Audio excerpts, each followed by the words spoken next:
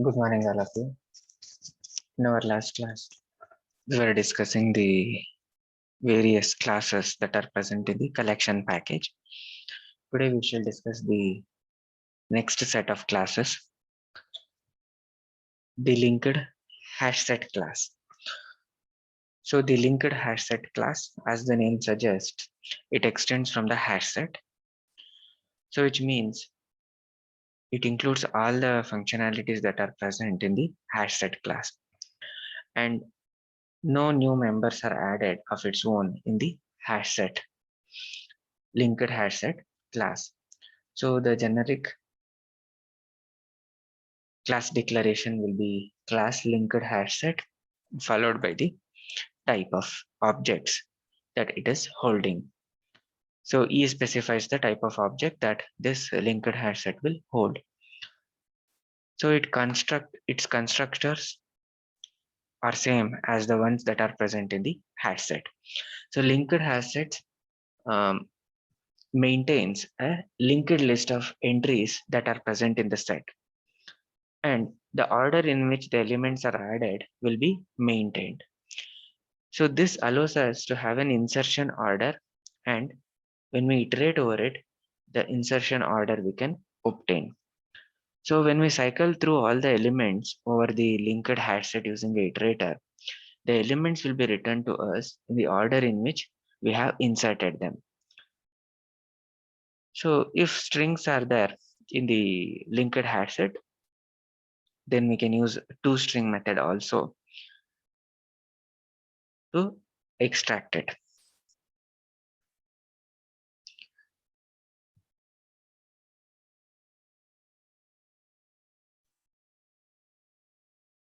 The next class in the collection package is the tree set class. So in the tree set class, it extends the abstract set and implements the navigable set interface. So it creates a tree-like storage structure that is useful for us. You might have already seen the tree construction for binary search tree, which is useful in searching. So our construction of a tree in Huffman coding. Like that, we have many applications where trees are required. So such trees can be created using the tree set class. In the tree set class, the objects are stored in the sorted manner, that too in the ascending order. So access and retrieval time will be faster. So that is why the tree set is an excellent choice for storing a large amount of data. And this can return the result very quickly when compared to other kinds of data structures. So tree set is again a generic class with the declaration. So class tree set followed by the E, where E is the type of the object that it holds. The various constructors that are present in the tree set class include these four types. So the first form is a empty tree set that will be sorted in the ascending order as and when we enter the elements in the natural order. So wherever sorting comes, um, by default, it will be based on the natural order. So now when we say natural order, it means the way the runtime interprets the objects when it calls the toString method. So based on that, the elements will be sorted. If we want to deviate from this natural order, then we have to define our own ordering mechanism through the compare interfaces. So the second form is the tree set, where tree set can be built from the existing collection. The third form constructs empty tree set that will be stored in the ascending order by using the comparator. So here in the third form, we have to pass the comparator. We have to create a comparator class. There we have to write how to compare, on what basis the comparison between the objects will take place. Based on that, the elements will be stored. And the fourth one is the sorted set that we are passing based on the elements that are present in the sorted set. So a tree set will be created. So we shall look into an example to demonstrate this tree set.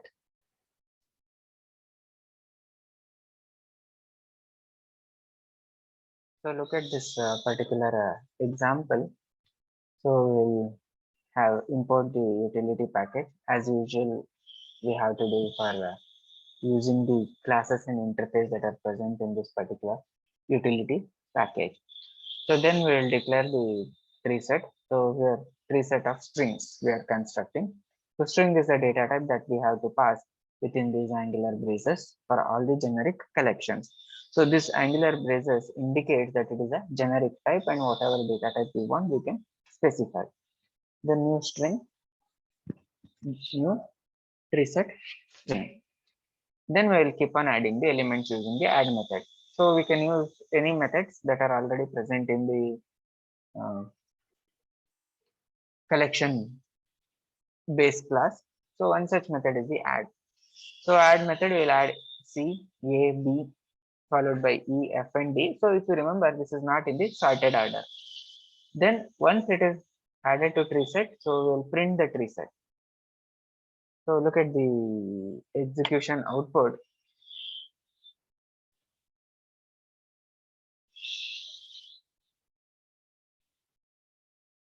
So if you observe the output over here, the elements are sorted.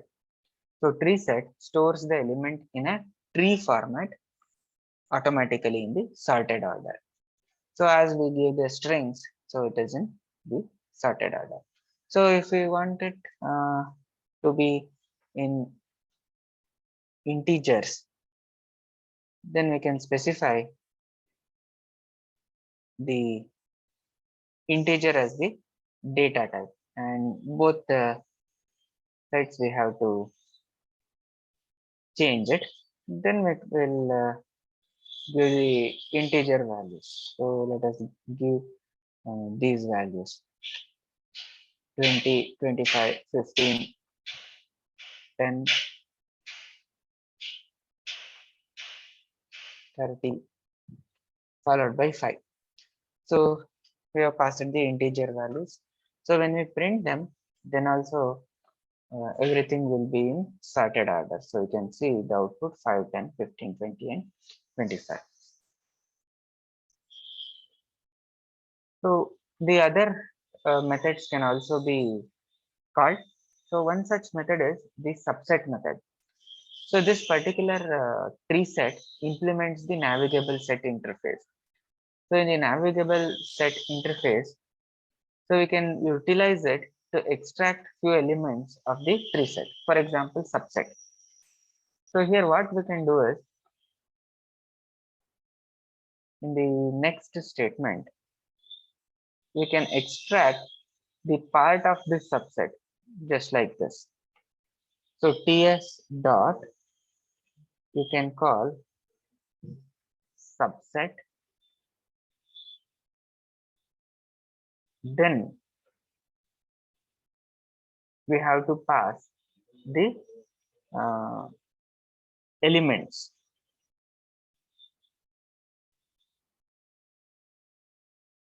So you can specify the subset like this, ts dot subset 15 comma 25. So which means this is including 15 and excluding 25. So all the numbers between these values will be extracted. So you can observe the output including 15, then the next element is 20 and 25 is not included. Now let us change it to some 30. Now 25 would be included in the output.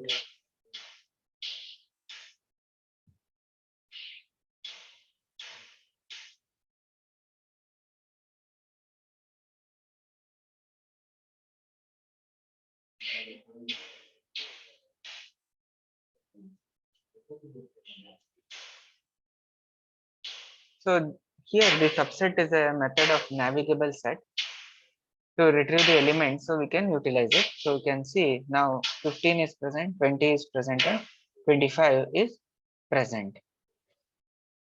So all the elements between these values will be extracted, that is including 15 and excluding 30. So we can use other methods also that are defined in the navigable set class. So next we shall discuss one more class, that is the priority queue class.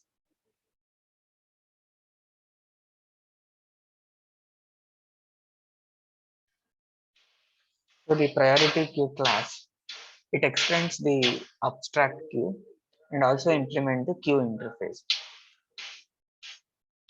Priority queue is a queue and that is prioritized based on the queue comparator. So in the priority queue, it is a queue based on the priority. So in order to specify the priority, we need a comparator.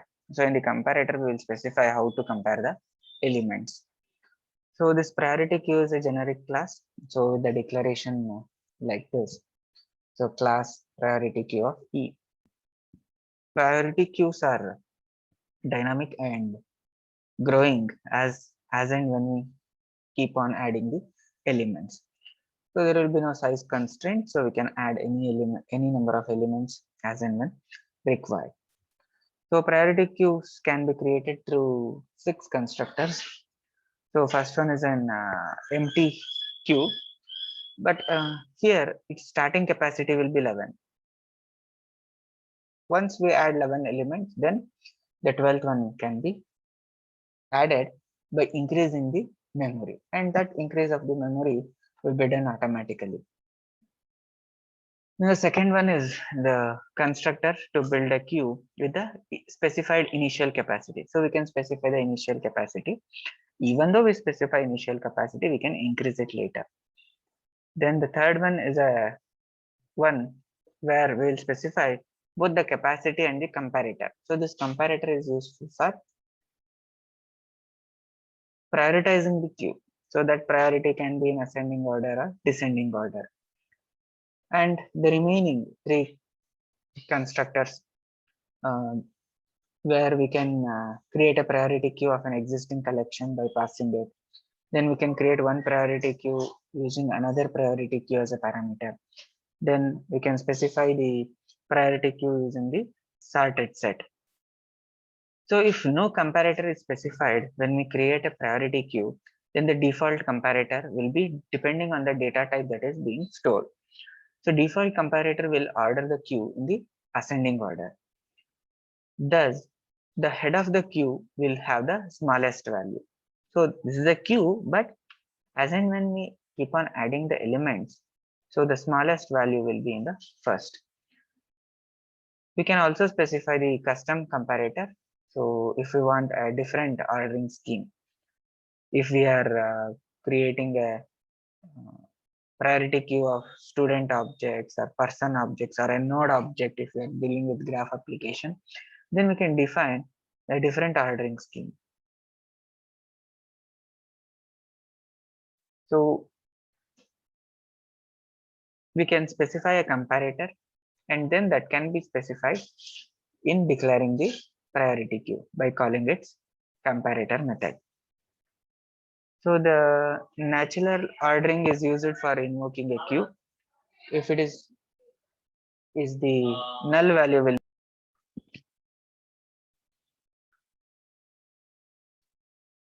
So in priority queue, we can use the comparator to obtain the comparator that we have used in defining the priority queue using the comparator method. So if the natural ordering used, then the invoking queue null will be returned. So if natural ordering is used in the priority queue, then null will be returned. Otherwise, the comparator object will be returned.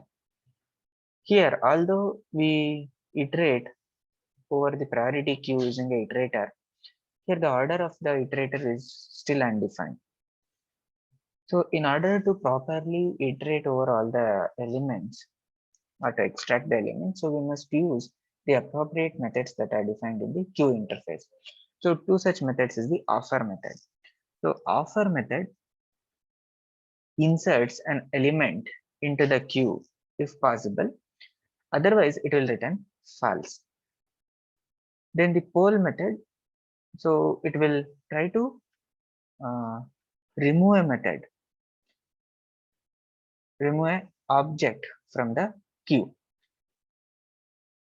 So the difference between the poll and the remove method is the remove method throws an exception if the queue is empty. The poll method returns null. So if the queue is empty and still we use the poll method, then it will return null value. So those are the two methods which we can use with the priority queues. So in order to insert and remove the elements. The next class we have over the collection interface is the array DQ class.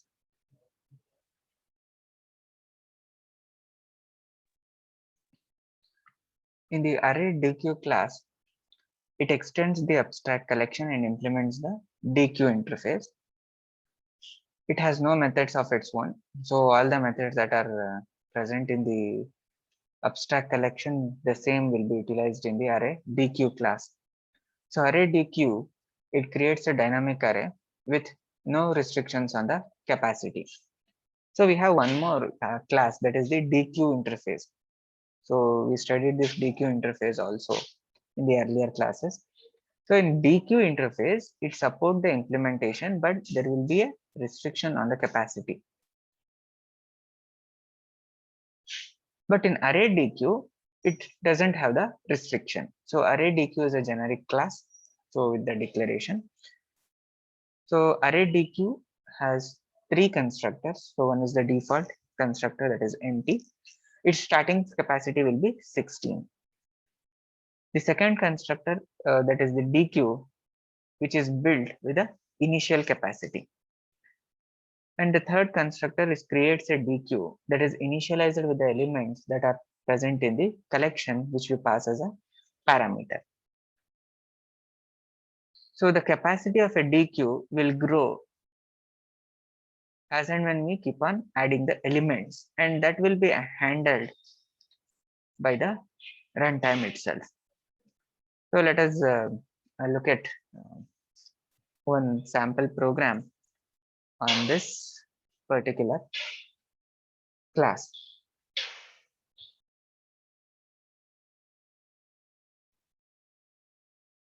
So here in this particular example, an array DQ is created with string objects. Now, in order to add the elements into this array DQ, we have to use the push method. So now we'll use this array DQ as a stack. So in order to use this array DQ as a stack, we must use the push method. So array DQ dot push, element A will be pushed. Then we'll push B, D, E, and F. So it works like a stack. So stack is a one-ended operation where we call it as a top. So all the operation will happen at the top. So elements are added and removed from that particular end itself. So then in order to remove the elements, so what we'll do is, so we'll use the peek method. So peek method will return the topmost element. When it becomes empty, it will return null. So each time we'll peek and check whether we have reached the empty stack or not. So peek returns the top element, but it doesn't remove the element. But pop method will remove the element. So what we do, we just iterate over all the elements of this array DQ, and on each iteration we will remove an element and print it. So now if we run this particular example, you can see we have printed popping the stack. So that is the print message we have over here. And then the elements popped will be F, E, D, B, A. So in the reverse order. So this is how the stack works. So the elements are ordered and the elements will be removed in the reverse order, reversing manner. So this is the reverse order, that is F, E, D, B, A.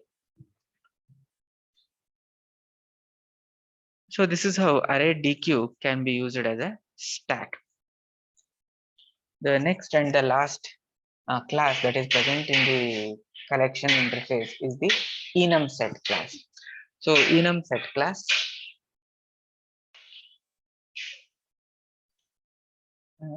the enum set extends the abstract set and it implements the set interface. So it is specifically used with the key of an enum type. So it has a declaration that is class enum. Type extends enum. So the difference between all other classes and this one is this. The data type, whatever we use over here, that should always extend from the enumerator type itself.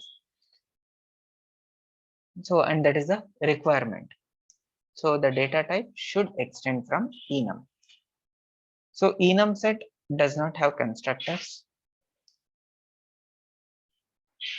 So instead, it uses the factory methods to create the objects.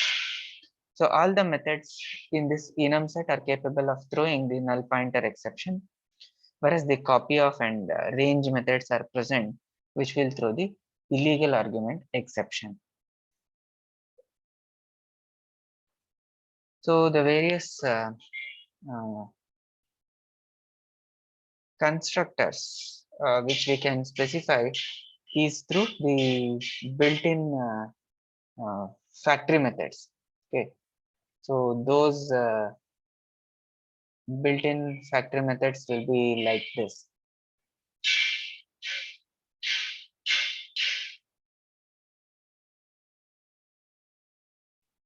That is specified in this particular table. So the first one, it creates an enum set which contains elements in the enumerator and we will pass the enumerator T. Then the second one, it is from the enumerator set that are complement of this, that are not present in E. Then creates an enum set from the elements that are stored in this variable C. So that is using copy of. Then we have one more copy of C. Then none of means it creates a enum set that contains the elements that are not present in this particular P. Then variable arguments can be passed over here. In this one, of method is used. So whatever elements are present in the V will be added. Then the elements from both V1 and V2 will be added. So like this, there are many other classes. So that is the of V1 and V2, V1, V2, V3, V1, V2, V3, V4 till 5. So all the 5 enumerators will get added. Then one more, that is a range. So this creates an enum set that contains the elements in the range specified by the start and end. Here in the enum set, constructors are not present. So instead, the elements are created using these functions, that is range, of, copy of, all of. So those methods are useful. The various iterators are also present in this enum set class. So those iterators are like this. So it is the Boolean has next.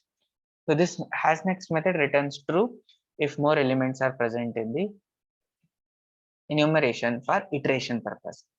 Otherwise, it will return false. So this you might have used in many lab programs.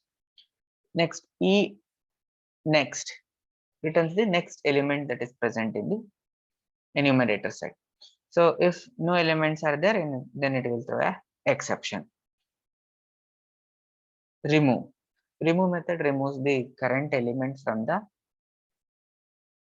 enum set, and it will throw illegal state exception. So if we attempt a remove operation when there are no elements. Okay. So these are the three methods that are present in the enum set iterator. Okay. So these are the classes regarding the collection in the collection package. So in our next class, we shall study the further concepts about the collections, that is the accessing of a collection via an iterator, then storing user defined classes in the collection, how we can store our own objects in the collection. Then we'll study the random access interface in our next class. So you can enter your attendance in the chat and exit.